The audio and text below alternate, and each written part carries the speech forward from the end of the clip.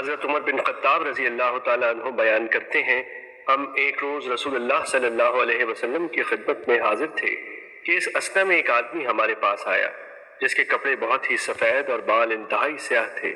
اس پر سفر کے آثار نظر آتے تھے، نہ ہم میں سے کوئی اسے جانتا تھا، حتیٰ کہ وہ دو زانو ہو کر نبی صلی اللہ علیہ وسلم کے سامنے بیٹھ گیا اور اس نے اپنے دونوں ہاتھ اپنی رانوں پر رکھ لیے اور کہا، محمد صلی اللہ علیہ وسلم اسلام کے متعلق مجھے بتائیں۔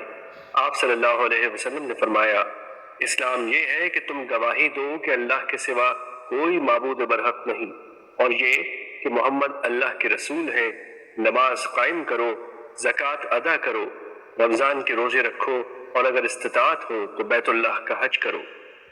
اس نے کہا، آپ نے سچ فرمایا، ہمیں اس سے تعجب ہوا کہ وہ آپ سے پوچھتا ہے اور آپ کی تصدیق بھی کرتا ہے۔ اس نے کہا، ایمان کے بارے میں مجھے بتائیں۔ آپ صلی اللہ علیہ وسلم نے فرمایا، یہ کہ تم اللہ پر، اس کے فرشتوں، اس کی کتابوں، اس کے رسولوں اور یوم آخرت پر ایمان لاؤ، اور تم تقدیر کے اچھا اور برا ہونے پر ایمان لاؤ۔ اس نے کہا، آپ نے سچ فرمایا۔ پھر اس نے کہا، احسان کے بارے میں مجھے بتائیں۔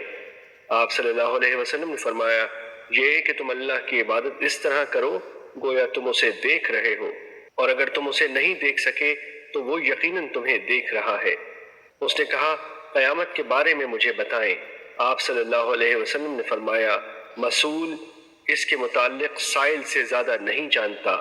اس نے کہا، اس کی نشانیوں کے بارے میں مجھے بتا دیں۔ آپ صلی اللہ علیہ وسلم نے فرمایا، یہ کہ لونڈی اپنی مالکہ کو جنم دے گی، اور یہ کہ تم ننگے پاؤں، ننگے بدن، تنگ دست بکریوں کے چرواہوں کو بلند و بالا عمارتوں کی تعمیر اور ان پر فخر کرتے ہوئے دیکھو گے۔